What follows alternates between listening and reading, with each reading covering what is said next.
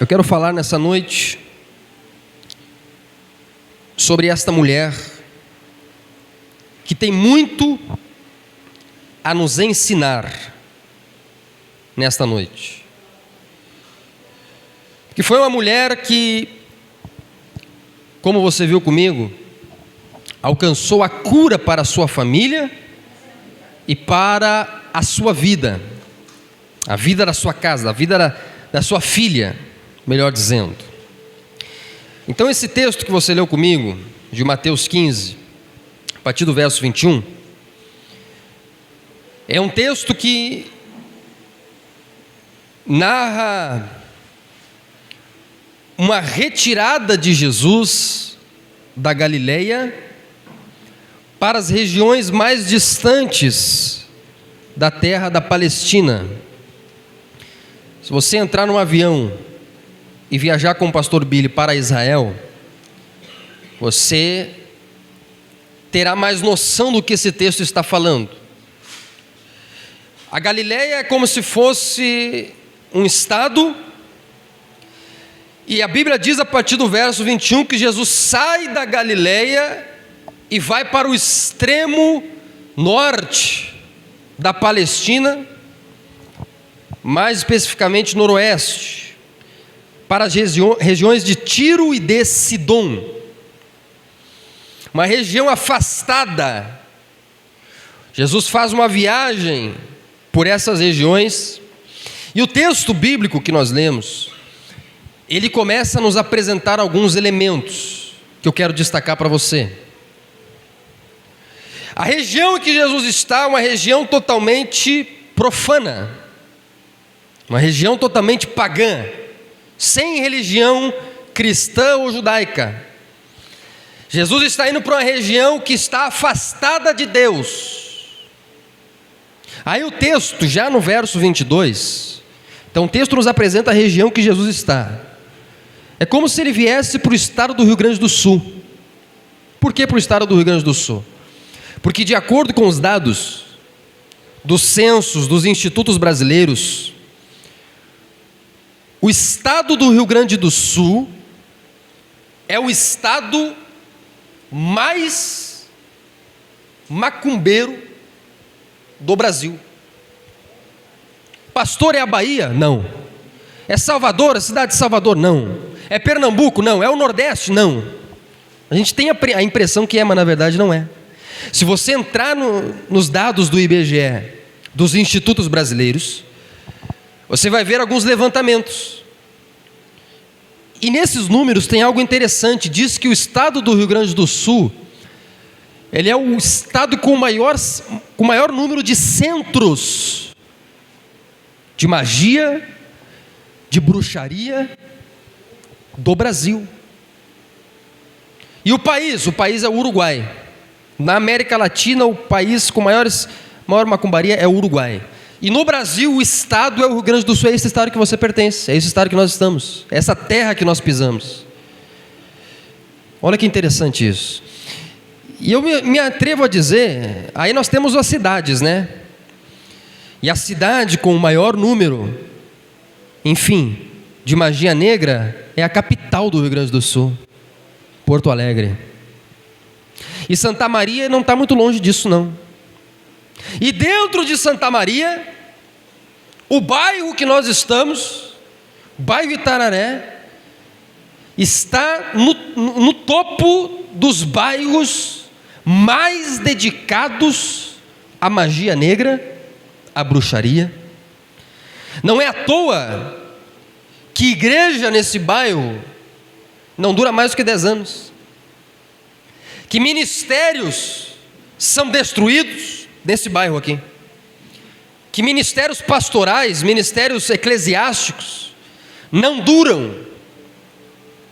Porque é um bairro que tem uma guerra muito poderosa no que se refere ao mundo espiritual.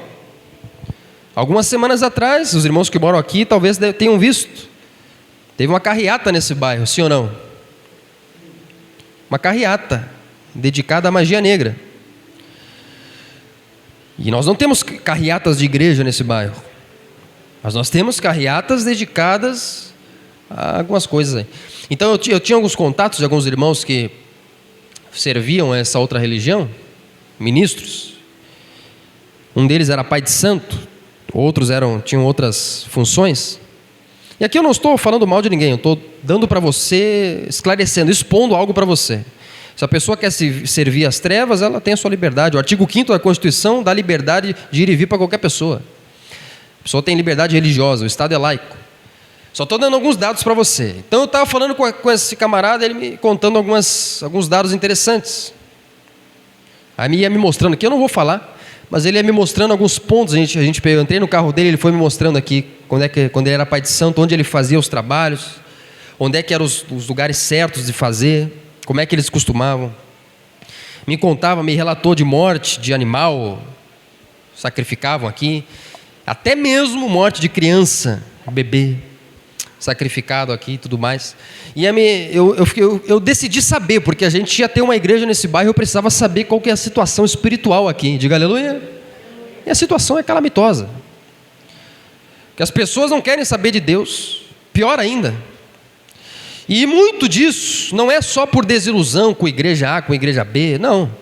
Muito disso são amarras espirituais que impedem as pessoas de sair de casa e de ir para a igreja. Prenda a pessoa em casa, amarra a pessoa em casa, fica amarrado, fica preso. O motivo são inúmeros: chuva, vizinho visita, não sei o que, perdeu a chave, o cachorro se perdeu, qualquer coisa, motivos sempre vão ter. Mas a pessoa fica presa, fica acorrentada, e não consegue servir a Deus, não consegue largar o vício, não consegue servir a Deus, deixar o vício da bebida, do cigarro, da droga. Por quê? Porque está acorrentado de alguma forma. Eu estou falando isso por quê?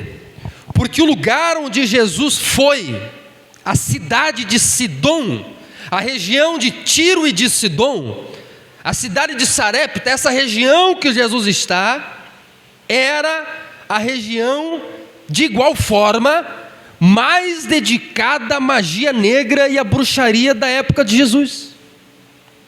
Por isso que eu estou falando isso. Porque a região onde Jesus está pisando, a região onde essa mulher nasceu, essa mulher que a gente não sabe o nome, a mulher cananeia, a mulher cirofenícia, a mulher que nós acabamos de ler aqui, esta mulher que tinha sua filha endemoniada, você leu comigo, como é que estava a filha dela? Endemoniada, possessa por um demônio. Por que você acha que ela estava assim? Porque ela estava num ambiente dedicado a Satanás. Então a sua casa estava oprimida. É por isso que eu estou fazendo questão de, já no início da minha mensagem, você sabe que eu não prego sempre sobre isso, mas eu estou fazendo questão de trazer esses dados para você, a respeito dessa mulher. Então, em primeiro lugar, ela cresceu e nasceu e viveu em um ambiente dedicado a demônios. A mulher cananeia.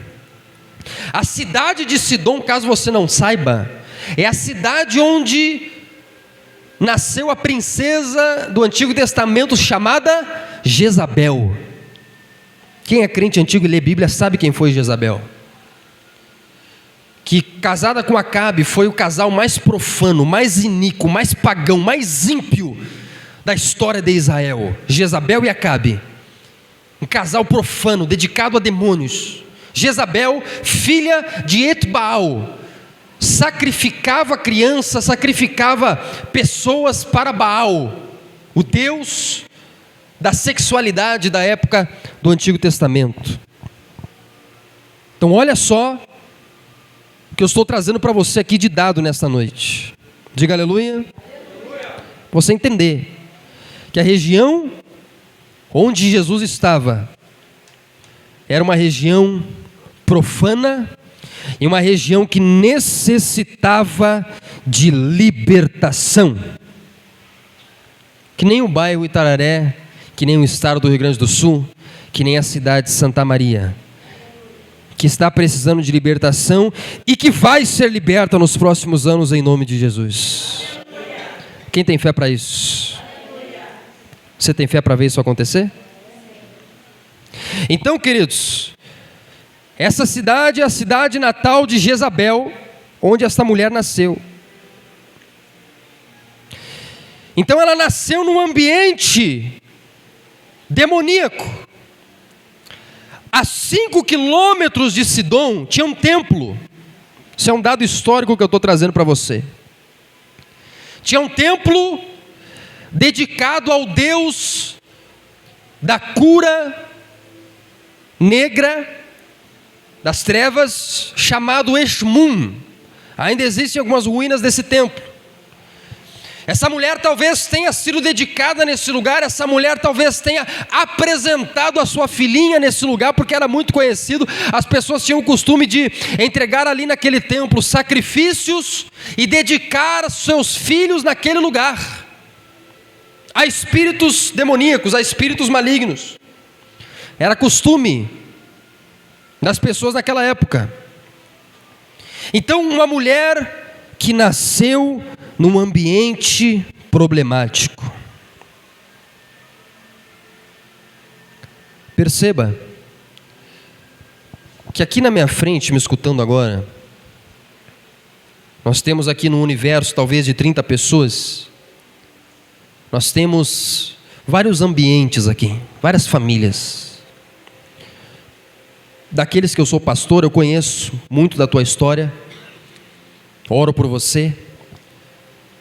Mas nós temos vários contextos. Se nós colocássemos aqui no telão a infância de cada pessoa, talvez nós veríamos coisas vergonhosas aqui. Se nós colocássemos nesse telão a adolescência de cada pessoa aqui, o que você passou, o que você fez, o que você sofreu, ou o que você fez para outras pessoas, talvez nós veríamos coisas aqui impróprias. Porque cada pessoa aqui já passou por alguma coisa terrível. Cada pessoa aqui já nasceu em algum contexto. Cada pessoa aqui já viveu em algum contexto de infância abusiva, de adolescência abusiva, de relacionamento abusivo, de famílias que dedicaram a sua vida e consagraram a tua família a demônios. Nós temos vários contextos de maldições que podem estar vindo de gerações passadas, ainda amalgamadas, ainda presas, incrustadas na tua história e na tua natureza, na natureza do relacionamento, na natureza espiritual da casa, onde a pessoa na igreja sente a glória de Deus, mas quando passa do portão de casa para dentro, entra em outro ambiente de falta de paz, de brigaiado o tempo todo, de vício, de tentação, porque o ambiente está sobre outra influência. Jesus entrou num ambiente, num bairro, ele entrou numa cidade sobre outra influência. A nossa casa muitas vezes pode ser assim. A nossa família muitas vezes pode ser assim. O nosso trabalho muitas vezes pode ser assim. Você já percebeu, você já notou, que o ambiente muitas vezes determina o que você sente? Pastor, parece que quando eu chego naquele local, parece que quando eu chego para visitar aquela pessoa, eu sinto uns calos frios, eu sinto uma coisa estranha. Da mesma forma, pastor, parece que quando eu entro aqui na igreja, eu vejo essas paredes, essas luzes, o Senhor começa a orar, começa o louvor, parece que eu sinto uma paz, parece que eu sinto uma tranquilidade, parece que eu fico tranquila sabendo que Deus está no comando da minha história. Mas quando eu saio daqui, quando eu piso naquele ambiente, na família daquela pessoa, até mesmo no meu trabalho, é outra coisa. Porque os ambientes que você frequenta, eles têm influências. Mesma forma o crente. Se você sair daqui da igreja e for para um bloquinho de carnaval, você vai ter um choque no teu coração. Você vai ter um choque no teu espírito. Você vai chegar lá, você vai perceber que aquele ambiente não está fechando com aquilo que você já tem no teu interior. Quem está entendendo, diga amém. Se eu tirar você e colocar num ambiente de pecado, talvez até você comece a se sentir mal. Por quê? Porque os lugares, os ambientes, queridos, eles têm influência de espíritos. A Bíblia diz em Efésios 6, de potestades, de principados. A Bíblia diz em Efésios 6, a partir do verso 10, que existem principados nas regiões celestiais que governam aquela região, aquela porção. É por isso que a gente tem Jesus chegando lá na terra de Gadara. É por isso que a gente tem demônios naquela terra, no endemoniado gadareno. É por isso que você vê Daniel intercedendo lá em Daniel, a partir do capítulo 10, e tinha um principado, o príncipe da Pérsia, que estava impedindo as orações de Daniel de subir, porque aquele principado ele comandava a região toda da Pérsia, todo aquele país. Quem está entendendo, diga aleluia. Porque nós temos influência, nós temos comando. Agora, é interessante que esta mulher está no sofrimento. Eu não sei porque que a filha dela estava endemoniada, mas eu sei que a filha dela chegou. E aqui nós temos o segundo elemento do texto, o problema. Então, em primeiro lugar, a mulher. Uma mulher com uma infância, com um passado tenebroso, um passado amedrontador, um passado ruim, um passado corrosivo. Talvez esse texto esteja falando de você, do teu passado, da tua família, da tua casa. E essa mulher, ela chega a Jesus com um problema. Qual que era o problema? A filha que estava escrava de um espírito imundo, de um demônio. A filha endemoniada. Por quê? Por causa do ambiente. Então a filha dela foi atacada. Imagina você ser mãe de uma pessoa endemoniada. E a Bíblia diz aqui, ó, horrivelmente endemoniada, terrivelmente endemoniada. Um espírito se apossou daquela menina.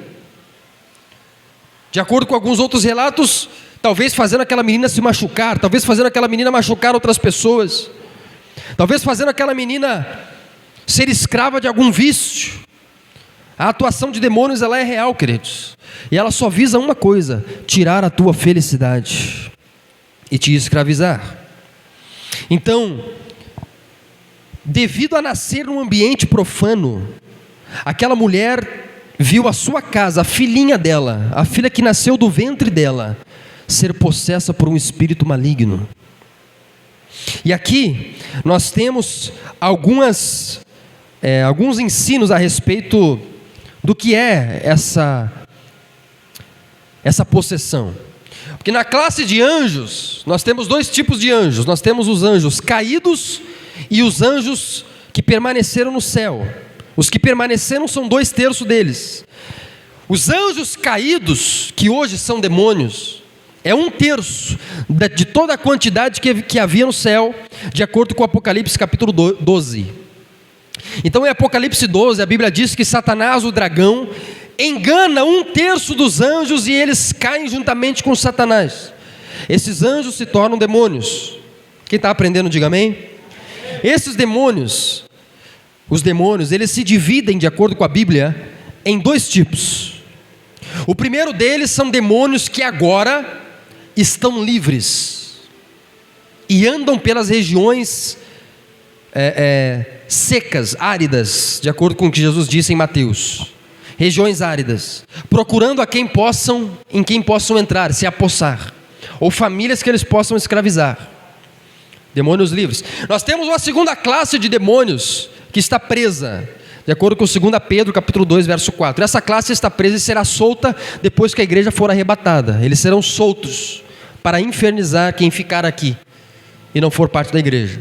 Então, desses demônios livres, eles podem se apossar da vida de seres humanos.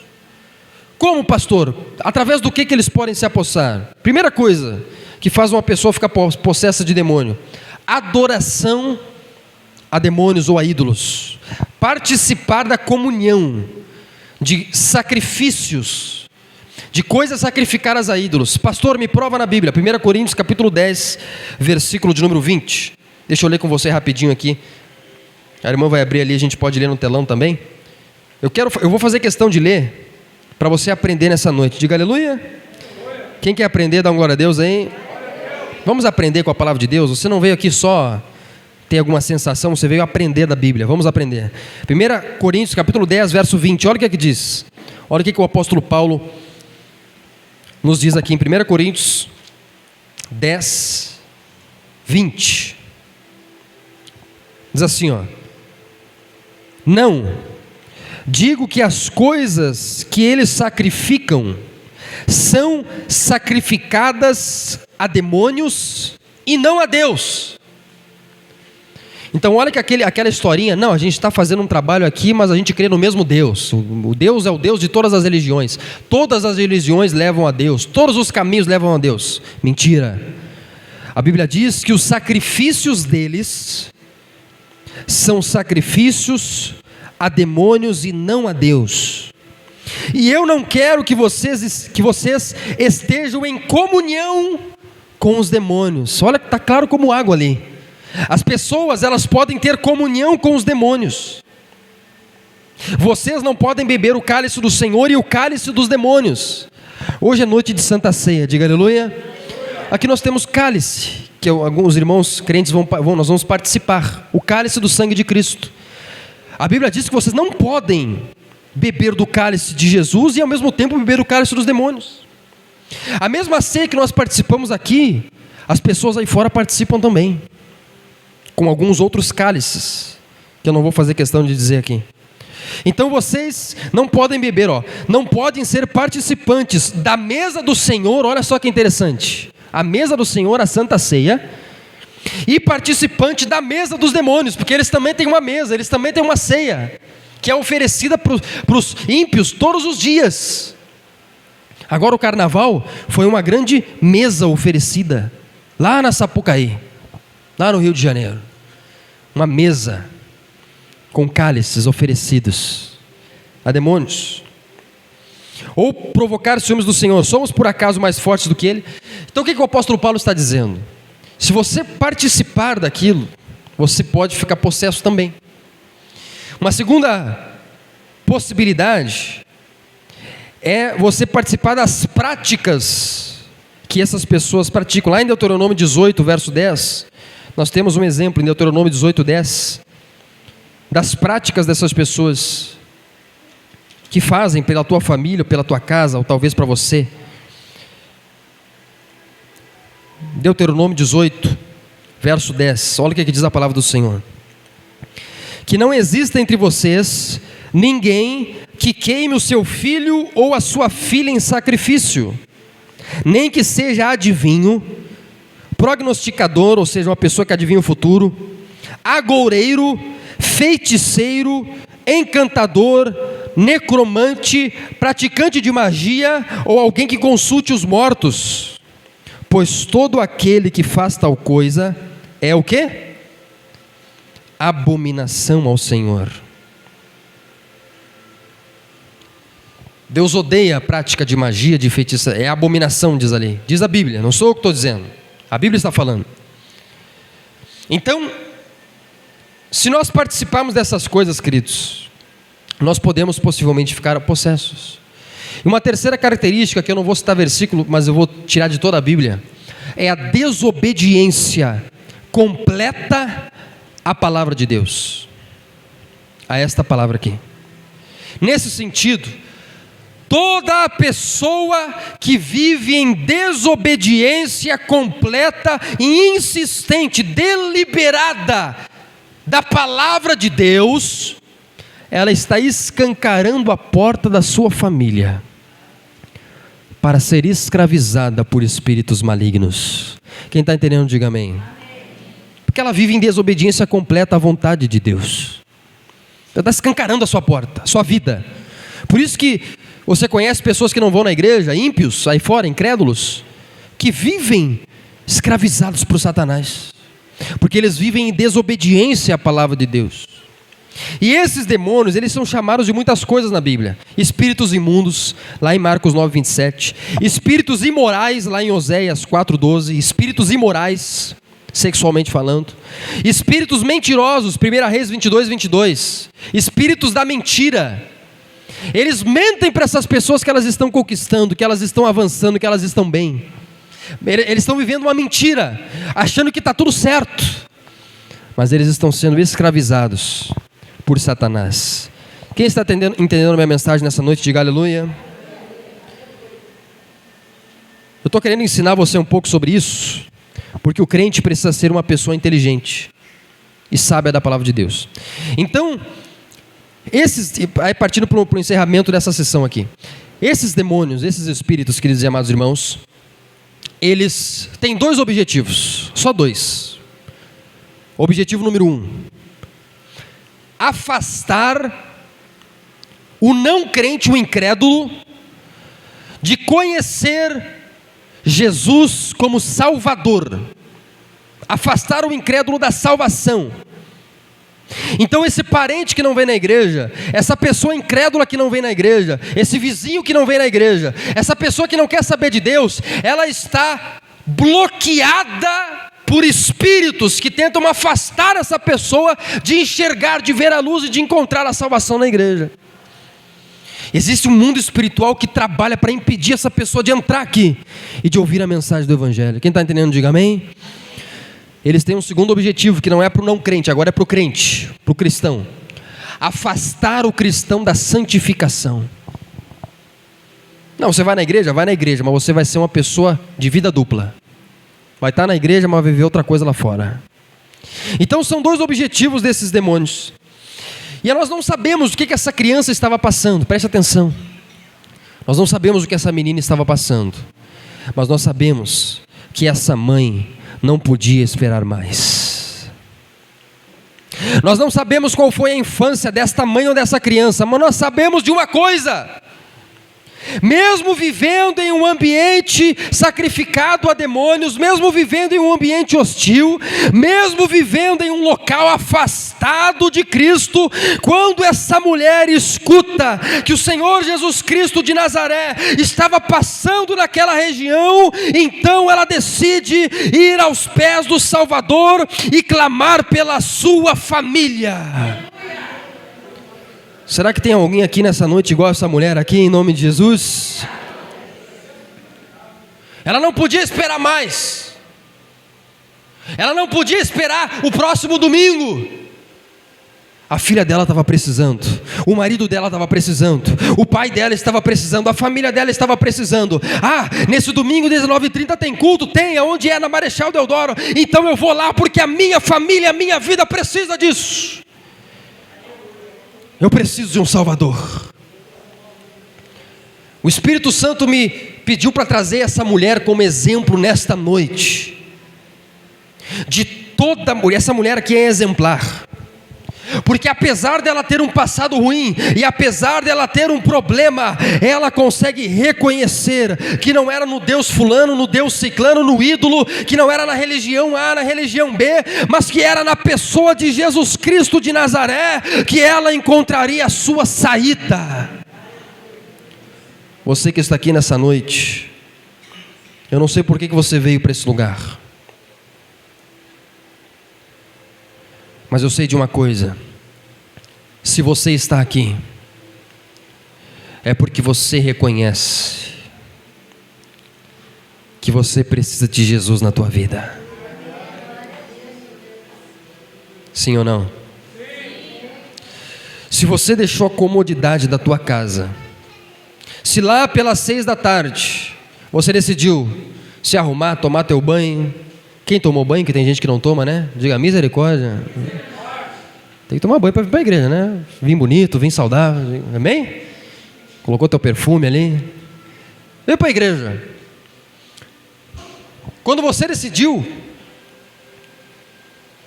coisas se levantaram para tentar te impedir. Porque sempre que você decide seguir a Jesus, coisas vão se levantar para tentar te impedir.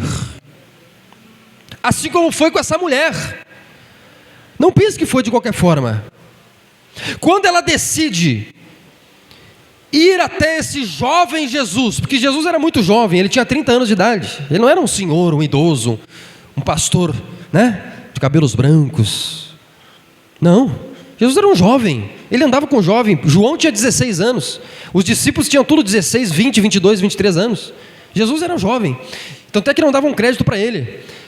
Aí essa mulher, ela decide ir àquele jovem, encontrar a sua cura. Os obstáculos começam a aparecer, porque sempre que você decide vir à igreja, obstáculos vão se levantar para tentar te impedir. Por quê? Porque o inferno sabe, o mundo espiritual sabe, e Satanás sabe, que se você vier com uma fé tão grande como dessa mulher, a tua casa será liberta, a tua vida será liberta. Se você clamar com fé, você vai receber o milagre, porque Deus é um Deus misericordioso, e Ele ama quem clama com fé. E o inferno sabe disso. O inferno sabe que se em 2025 você acertar o teu passo com Deus, nada vai poder parar você de avançar espiritualmente. O inferno sabe que quando um homem, uma mulher, uma mãe, um pai de família, uma mãe de família decide por Jesus, ele perdeu naquela casa, ele perdeu naquela descendência, ele perdeu na vida daqueles filhos, ele perdeu na vida daqueles adolescentes. Ele tem que bater em retirada. O inferno sabe disso. É por isso que eles se levantam para tentar te impedir de entrar por aquelas portas e de sentar nessas cadeiras.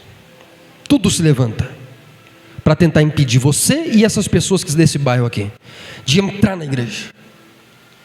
E o que isso se levanta? Alguns obstáculos que se levantam para essa mulher.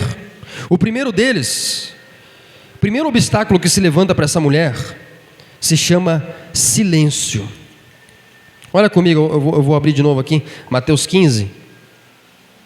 Primeiro obstáculo que essa mulher enfrenta. Essa mulher é uma mulher exemplar, porque ela venceu os obstáculos por amor à sua filha. Quem quer vencer os obstáculos por amor aos seus filhos, dá uma glória a Deus aí. Sabe que tem alguma mãe aqui, algum pai, que está disposto a fazer o sacrifício necessário, a vencer os obstáculos necessários para abençoar a sua casa? O obstáculo que for. Eu acho tão lindo quando eu vejo aqui os irmãos chegando com os filhos aqui na igreja. Os irmãos aqui, nosso irmão Jean e Merade, trazem os netos aqui na casa de Deus. Os filhos já estão grandes, né? Mas eles agora eles têm um ministério tão lindo. Há 4 anos eles tragam os netos aqui para a casa de Deus. Por quê? Porque eles estão dispostos a fazer o sacrifício necessário para abençoar essas crianças. Qual que é o sacrifício? Será que a igreja é longe demais para a tua família? Será que é difícil demais você sair, vestir teu filho, trazer, dar uma carona, dar uma ajuda, pagar um 99, não sei, vim de a pé mesmo, mas trazer essas pessoas por amor à tua casa? Será que é difícil demais? Então essa mulher, ela enfrenta o primeiro obstáculo. Qual que é o obstáculo, pastor?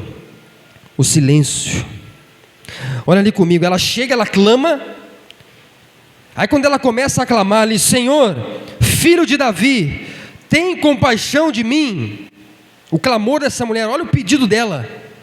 A minha filha, no verso 22, está horrivelmente endemoniada. Agora, olha o que eu acho interessante. Usa a tua mente inteligente para analisar comigo isso daqui, ó. Quem é que estava endemoniado? Era ela ou era a filha? Quem que estava endemoniado? Era ela ou era a filha? A filha. Agora, olha a oração dela. Ela ora assim: Senhor, tem compaixão da minha filha, sim ou não? Não. A filha estava padecendo, mas essa mulher era uma mãe de verdade. Ela chega para Jesus e ela diz: Senhor, tem compaixão de mim. Ela assume a responsabilidade pela sua casa. A dor da filha era a dor dela.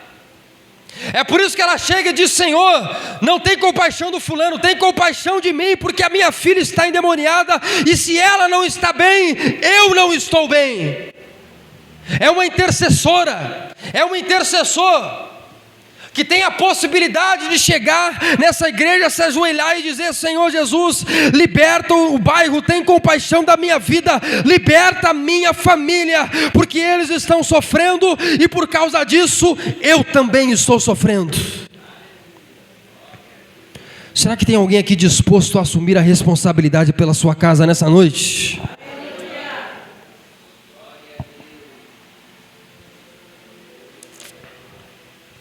Nessa madrugada de sábado eu subi um monte, lá de Faxinal do Soturno, a pé.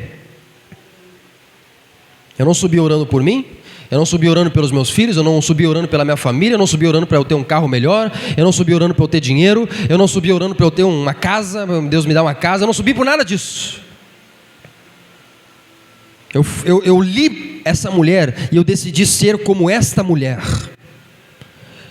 Eu subi na madrugada, intercedendo por você e pela tua família, porque como teu pastor eu tenho a responsabilidade de orar por você. Então eu subi intercedendo pelos teus filhos, pela tua casa, pela tua descendência, todos os nomes que estão aqui nesse caderno, todos os teus pedidos de oração. Passei ali, deu 2 horas subindo, eu e o filho do profeta Júnior Engel. Subimos nós dois. Senhor, liberta o bairro Itararé. Senhor, liberta aquela porção da cidade. Senhor, liberta aquelas famílias. Senhor, liberta aquelas pessoas. Senhor, libera as pessoas nesse domingo para estar na igreja. Senhor, quebra as correntes que prendem as pessoas em suas casas. Senhor Jesus, quebra todo espírito de Jezabel naquele bairro. Quebra todo espírito demoníaco naquele bairro. Que nesse domingo as almas estejam livres para estar na tua casa. Meu Deus, libera a bênção sobre aquela pequena igreja. Meu Deus, não deixa faltar nada para nós. Que nós possamos pagar o nosso aluguel. Meu Deus, que nós possamos ter bênção financeira.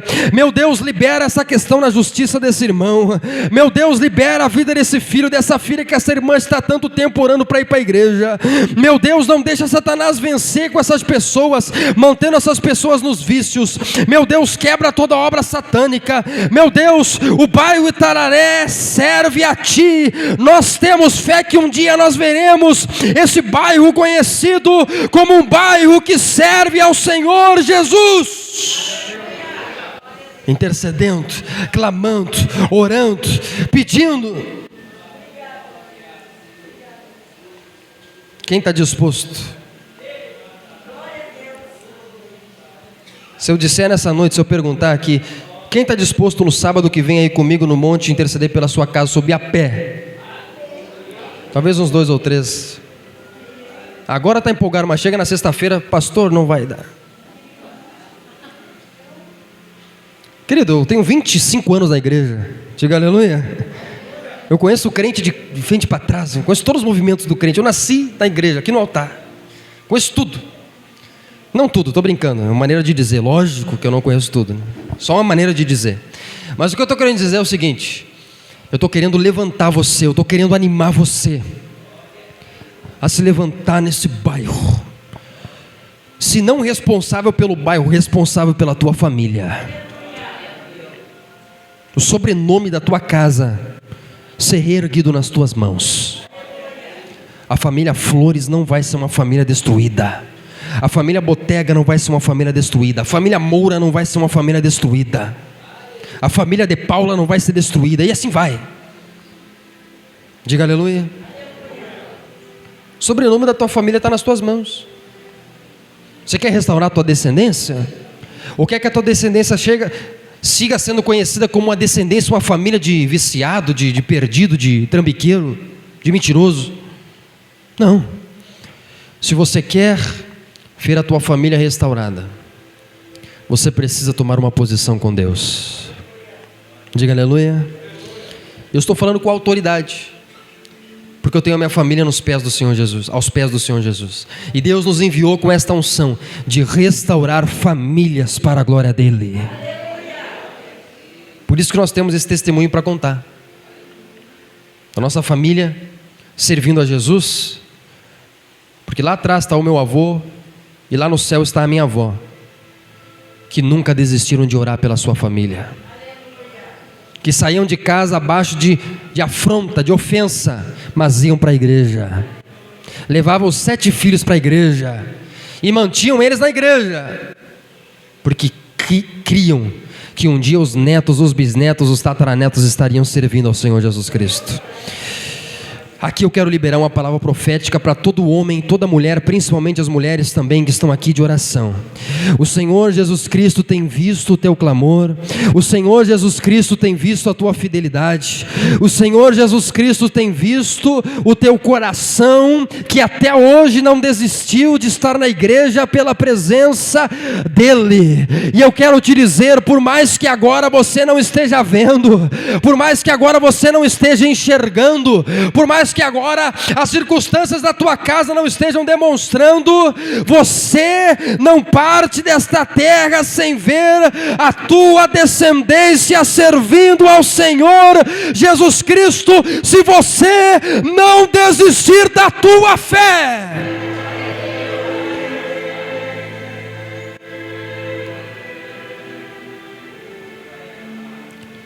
Porque aqui nós estamos lendo sobre uma mulher que teve a filha liberta dos demônios, porque ela tomou vergonha no seu rosto e foi aos pés de Jesus clamar pela sua casa. Porque ela disse: eu não vou deixar minha filha sofrer, eu não vou deixar minha filha nesse estado, meus filhos não têm que estar no pecado, minha descendência não tem que estar no pecado, se preciso for eu vou me ajoelhar, eu vou vencer, porque a minha família pertence ao Senhor Jesus. Diga aleluia. Aí começou a se levantar os obstáculos, né? Primeiro obstáculo, silêncio. A Bíblia diz que depois que ela clama, olha ali, verso 23, Jesus não lhe respondeu nenhuma palavra. Ela clamou e Jesus ficou assim, silêncio. E muitas vezes nós passamos por isso, queridos irmãos. Silêncio, você já passou por isso? Silêncio dos céus. Você clama, você ora, você pede, você intercede, você vai na igreja, você tenta, e parece que os céus estão assim, em silêncio. Parece que Deus não está ouvindo, parece que as coisas não estão acontecendo, parece que o milagre nunca chega, parece que Deus esqueceu. Aí Satanás já usa esse momento para tentar lançar seta na tua mente. Esse Deus não existe, essa igreja não é ungida, esse pastor não está com nada, esse ministério está em pecado, esse Deus já esqueceu de você. Muda, volta para o Deus deste mundo, volta para o templo dos demônios, volta para o templo do Sidom. Talvez Satanás tenha dito para essa mulher, mas ela não está nem aí. A Bíblia diz aqui que ela começa a gritar ainda mais forte: Jesus, filho de Davi, tem compaixão de mim. Porque Jesus está provando a fé dela. Aí se levanta um segundo obstáculo: os discípulos de Jesus. Olha comigo no verso 23. Os discípulos se levantam e falam assim para Jesus: Senhor Jesus, manda essa mulher embora. Eles dizem ali: manda embora. Essa louca aqui, essa maluca vem gritando atrás de nós. O que essa mulher louca aqui está nos enchendo aqui, atrapalhando a nossa igreja, atrapalhando o nosso culto? Manda essa mulher embora, expulsa essa mulher do nosso meio. Olha aqui os discípulos falando isso. Isso tem na igreja. Você acha que não? Você acha que eu sou bobo? Eu sei que tem na igreja. O próprio discípulo, sentado aqui, às vezes na igreja do lado, indo contra a oração de uma pessoa, trabalhando para aquela pessoa não vencer. Tem na igreja também. Se tinha com os discípulos de Jesus, você acha que não tem hoje? Claro que tem. Pessoas que tentaram se levantar para impedir aquela mulher de estar ali. Aí, o que eu acho mais lindo é a maneira como a Bíblia diz aqui depois disso. Depois que pessoas se levantaram para tentar barrar o clamor, a oração daquela mulher. Talvez você não viva isso na igreja, porque aqui a nossa igreja é abençoada. Diga aleluia. Graças a Deus aqui não tem esses problemas aí. Talvez tenha algum outro, mas não é uma igreja problemática. Ainda bem, porque eu odeio igreja, né, problemática, um contra o outro, não sei o que, contenda. Se começa a fazer problema, a gente já pede para se retirar. Então, graças a Deus é uma igreja abençoada. Mas talvez você enfrente essa oposição lá na tua casa. Talvez você enfrente essa oposição, essas pessoas que tentam se levantar para barrar a tua caminhada. Tem gente que enfrenta até do próprio relacionamento, do próprio cônjuge. Tem gente que enfrenta dos próprios filhos.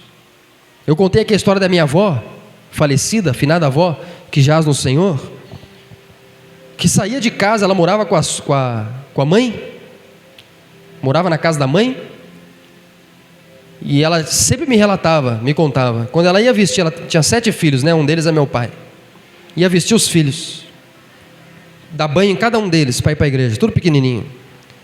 A mãe dela, que frequentava religião, outras religiões, já começava a afrontar. Você está indo lá dar dinheiro para pastor, está indo lá perder teu tempo, está indo lá para esse bando de mentirosos, esses crentes malucos, esses crentes barulhentos.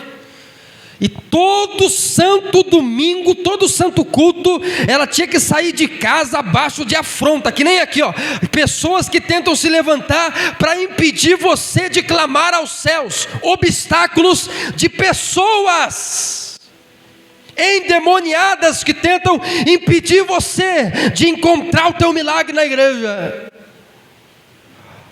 A Bíblia diz aqui uma coisa mais linda ainda, que essa mulher, ela se levanta com clamor e ela não desiste de clamar, mas ela começa a gritar a Deus, a Jesus, filho de Davi. Perceba que ela está gritando, ela não está sussurrando. O que eu falei aqui no início, né? A gente tem que dar glória a Deus, a gente tem que dar aleluia. Pessoas tentaram fazer, né, essa mulher parar de gritar. Aquela igreja barulhenta lá, não sei por que tanto barulho. Ela não estava nem aí. Ela queria buscar Jesus, ela dizia: Senhor, eu preciso, me liberta, Senhor, tem misericórdia de mim. Aí a Bíblia diz que ela vence os discípulos, ela se joga aos pés de Jesus, lá no versículo de número 25. A Bíblia diz que ela o adora. Como é que as pessoas adoravam? Elas se ajoelhavam, elas se prostravam, e ela seguia clamando a Jesus: Senhor, me ajuda. Aí Jesus vai ter um pequeno diálogo com ela, tentando provar a fé dela. Porque Jesus, o nosso Deus, é um Deus, amados irmãos, que Ele prova a nossa fé. Por que Ele prova a nossa fé, pastor? Para nos amadurecer. Talvez você esteja questionando e diga assim: pastor, me prova na Bíblia. Te provo. Vamos abrir em Salmo 66, verso 10, por exemplo. Vou dar um exemplo para você. Como Deus prova a nossa fé e qual o objetivo da prova. Olha aqui, o Salmo 66, verso 10. Eu leio esse versículo e nós vamos partir para a oração. Já estou partindo para o encerramento. Salmo 66, verso 10.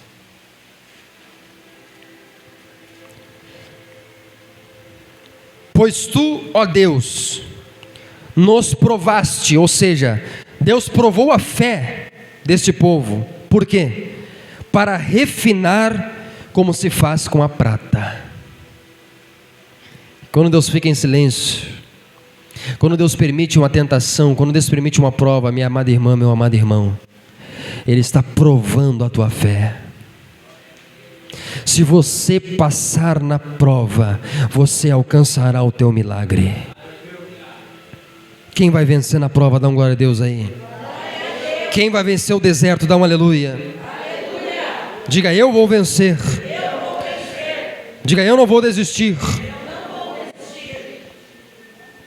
Por amor à minha casa, você não vai desistir. Diga amém. Não desista na hora da prova. A prova, ela tem que vir para te fazer subir de nível. Você só subia de série no colégio porque você passava por uma prova. Você só consegue a tua carteira de motorista porque você passa por uma prova.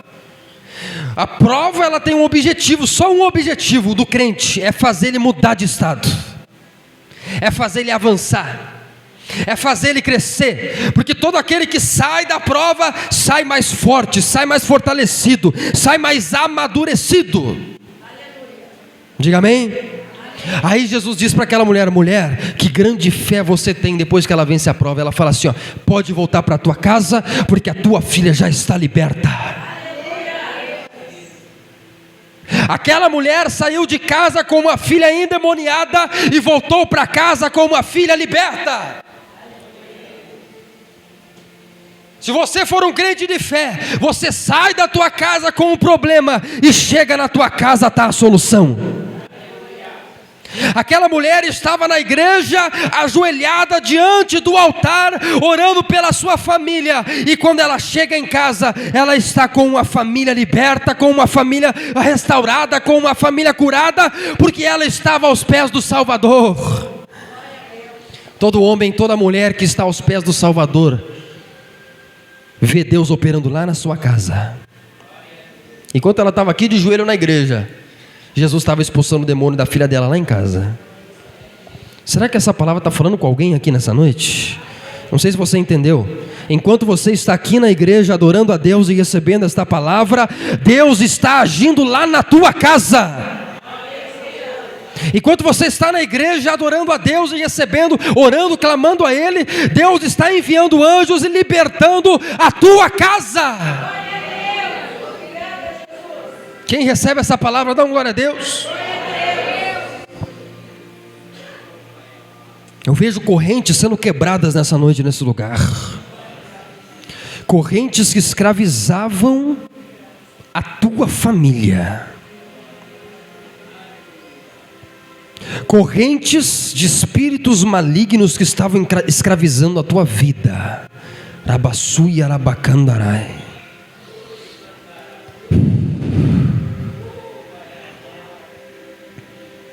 Aquele demônio estava bem feliz na vida daquela menina, mas ele nem imaginava que a mãe dela estava na igreja. Do nada chega um anjo e bota aquele demônio para correr. E talvez ele fique na dúvida: mas o que está acontecendo? Acontece que você vai ter que sair daqui, porque a mãe dessa menina está lá na igreja clamando por ela.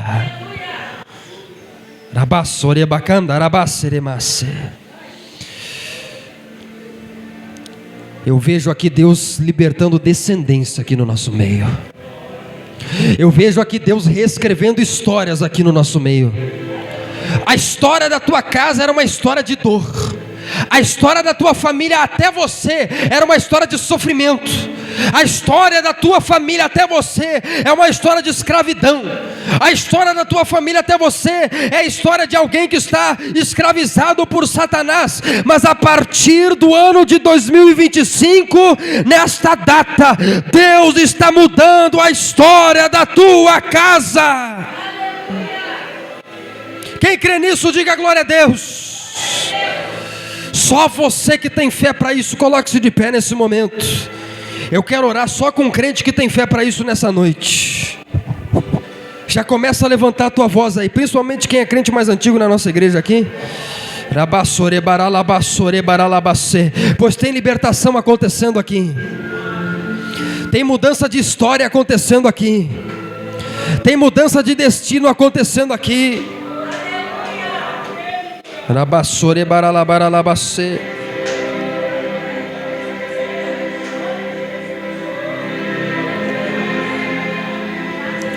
Fecha os teus olhos e começa a clamar pela tua família. Por favor, não fique calado nesse momento.